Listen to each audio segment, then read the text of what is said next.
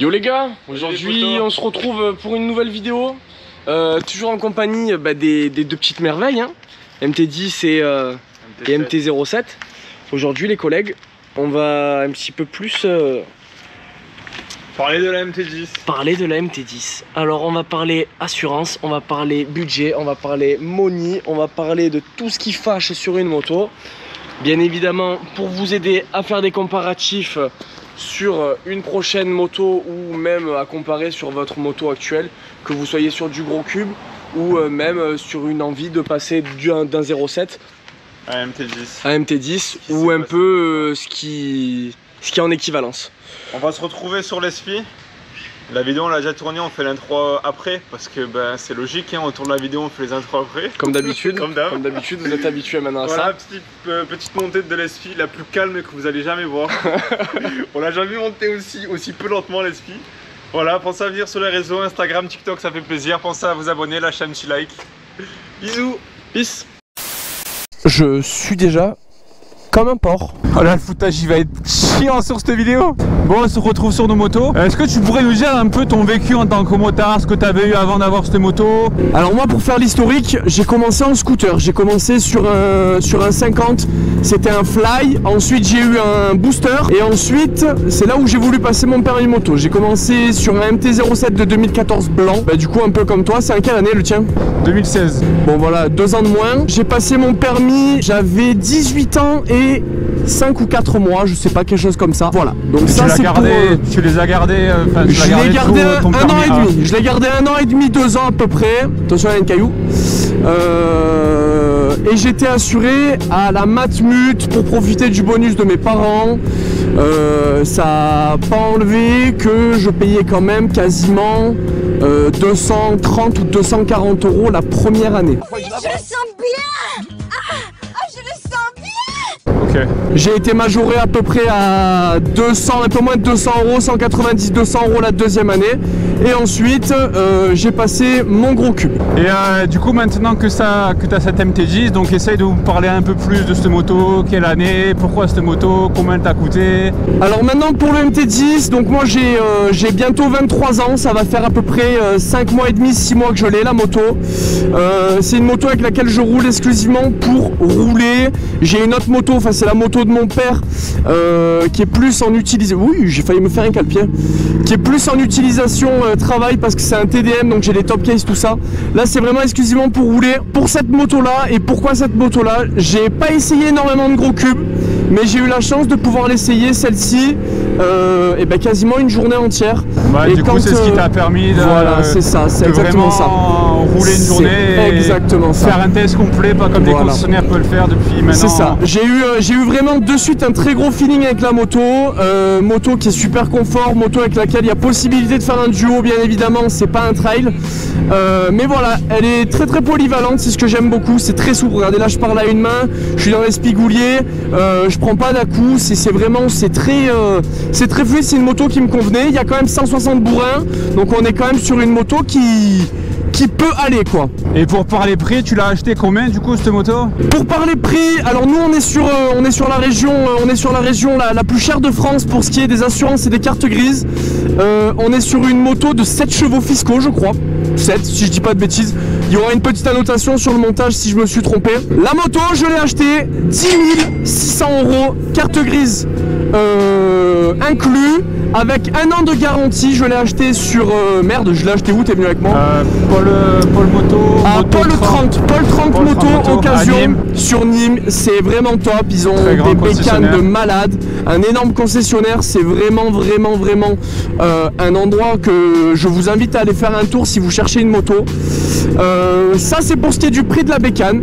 La carte grise revient aux alentours des 250 € si je ne m'abuse. Le cheval fiscal est divisé par 2 sur les 2 roues. Ouais, alors que c'est déjà un braquage. Alors qu'on se fait déjà braquer. Voilà. Maintenant, la chose qui va fâcher un petit peu pour certains, c'est le niveau assurance peut-être. Tu es assuré chez qui? Combien tu payes au niveau des garanties? Alors je suis assuré sur cette moto. J'ai absolument pas continué avec la Matmut. La Matmut déjà ne m'assurait pas. Véhicule trop puissant car j'étais trop jeune pour eux. Je peux venir? Non, On a donc fait un crochet avec mon père, donc sa moto, son TDM. On a fait un crochet sur la mutuelle des motards. Ils ont défié toute concurrence pour nos contrats, tout au moins, avec 2 motos. Donc on bénéficie, je crois, de 5 ou 10%. Ils appellent ça, c'est le bonus de flotte. Donc plus vous avez de motos, plus vous avez un pourcentage dégressif. Bon, je vais donner le montant. On est à 2200 € les 2 motos. Ça fait beaucoup là, non? Pour le contrat à l'année. Sur la mienne, je suis à 1650 à peu près. Qui te revient à moi par à peu près à 140. Ouais, c'est à peu près ça. C'est à peu près ça. En tout risque, hein, en tout risque bien sûr. En tout risque, les amis, c'est super important. Il y en a, ils s'en foutent, ils achètent des hyper sports, ils les mettent au tiers-vol. Voilà, vous ratez un virage tout seul comme un grand garçon. Sayonara, la moto, vous la retrouvez plus. Hein. Donc voilà, on est en tout risque sur la moto. Je trouve que c'est super important tout au moins sur un 2 roues, voiture, je peux comprendre le tiers. Après C'est quoi moto, tout ça là qui est au sol je depuis sais tout pas à du l'heure? tout. Je sais C'est de pas la du gomme, tout. c'est quoi? ça fait 6 guerres, il y a que ça. Il faut savoir que sur cette moto, j'ai quand même voulu prendre des couvertures supplémentaires.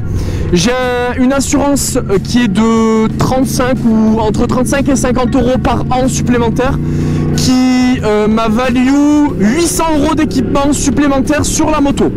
C'est-à-dire que remboursement de la selle confort, des rétroviseurs, de mes tampons Rizoma, de la ligne d'échappement, de mes clignotants qui sont plus d'origine, tout ça. Donc ça va vite. Lui il est obligé de wheel, c'est incroyable. C'est la ligne droite de l'esprit. Droite de l'esprit, tu wheel. Donc voilà, ça m'a permis de rajouter des garanties supplémentaires sur le véhicule.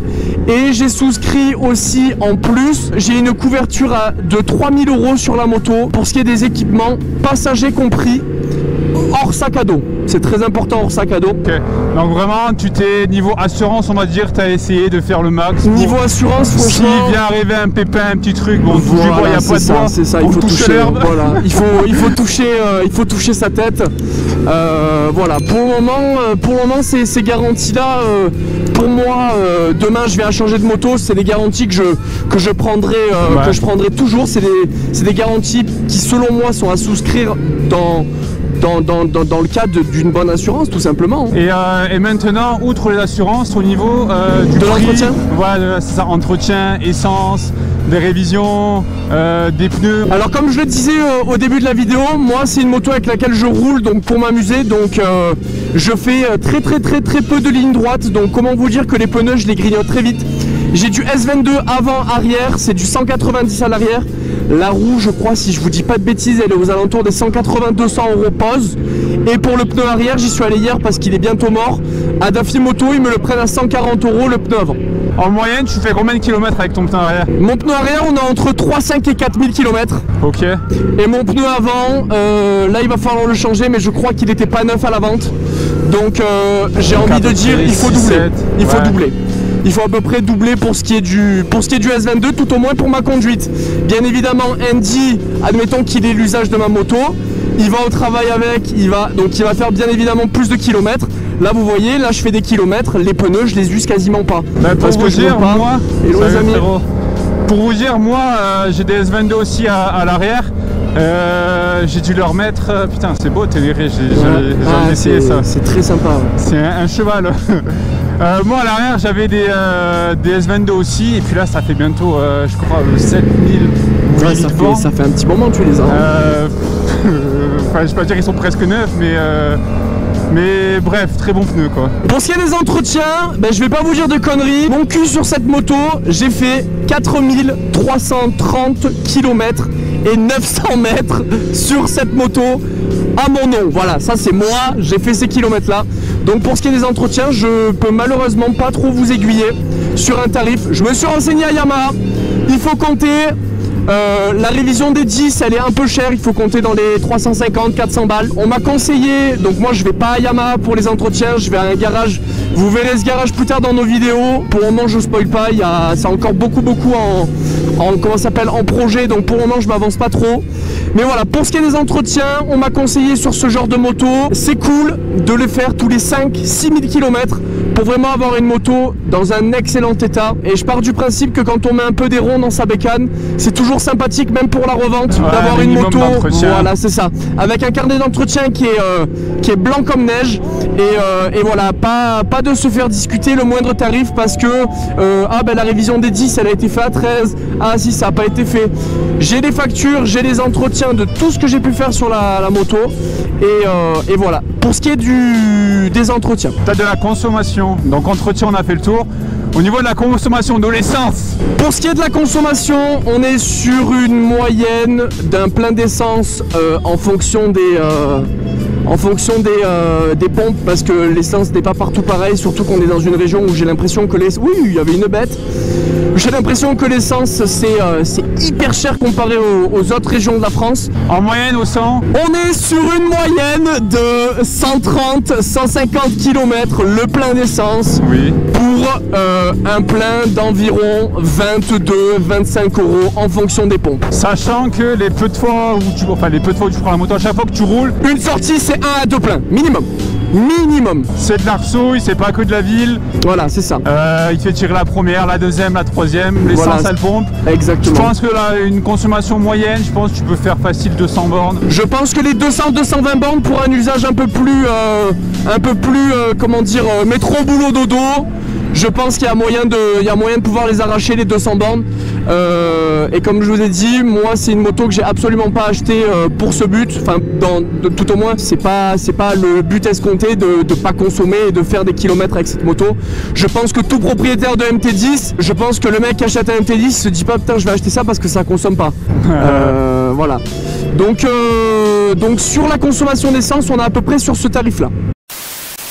Pour ce qui est de la conclusion pour le MT10, voilà, moi je trouve que c'est une super moto. Maintenant après les goûts et les couleurs, ça se discute pas. Il y en a qui vont pas aimer, il y en a qui vont adorer, il y en a qui vont pas aimer l'esthétique, il y en a qui vont le kiffer.